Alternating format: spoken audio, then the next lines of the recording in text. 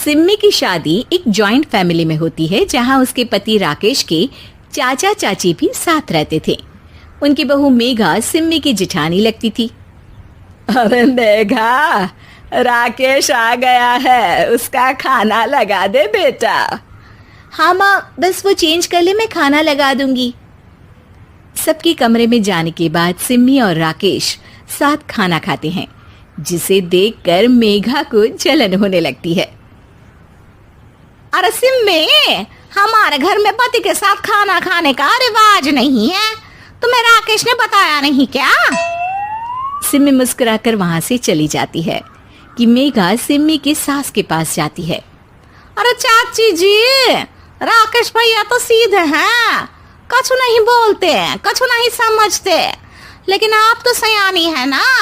अब देखिए, साथ बैठकर खाती है भैया के, कुछ झूठा मीठा उसका भैया के पेट में चला जाए तो सिम्मी को तो पाप लगेगा ना, पाप।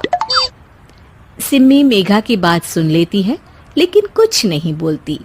अगले दिन, सिम्मी, मैं मुंबई जा रहा हूँ, तुमको चलना है तो साथ चलो। मेघा राकेश की बात सुनती है और सीधे सिम्मी की सास के पास जाती है। अरे चाची, अरे चाची। अरे मेघा, क्या हो गया? बहुत परेशान लग रही है, सब ठीक तो है ना? अरे नहीं ना चाची, कैसा ठीक है?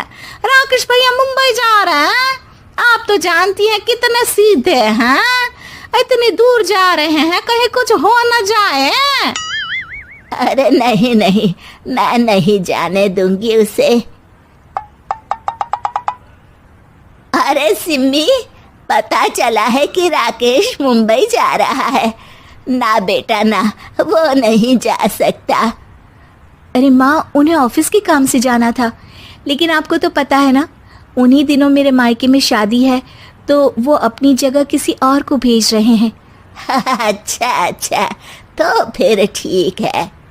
सिम्मी समझ जाती है कि मेघा ने सास के कान भरे हैं। वो सास से कहती है, माँ जी, लेकिन हम दोनों कुछ दिनों के लिए मसूरी जा रहे हैं। आप तो जानती हैं कि शादी के बाद हम कहीं नहीं गए। अच्छा अच्छा, ठीक है, जाओ घुमाओ। सास वहां से चली जाती है। सिम्मी अपने कमरे में कपड़े पैक कर रही होती है कि तभी मेघा आ जाती है। अरे गर्मी में सर्दी के कपड़े काहे पैक कर रही हो? सिम्मी को मेघा पर नाराजगी तो होती है, लेकिन फिर भी वो कुछ नहीं बोलती। दरअसल मैं और राकेश हनीमून के लिए मसूरी जा रहे हैं ना। का हनीमून? हाँ हाँ, हनीमून। क्यों? हनीमून के लिए तो पति पत्नी ही जाते हैं ना, तो मैं और राकेश जा रहे हैं। मेघा भागकर सिम्मी की सास के पास जाती है। अरे चाची, सच में तुम लोगों जितना सीधा परिवार तो मैंने देखा ही नहीं है। अरे अकेले भेजोगे दोनों को?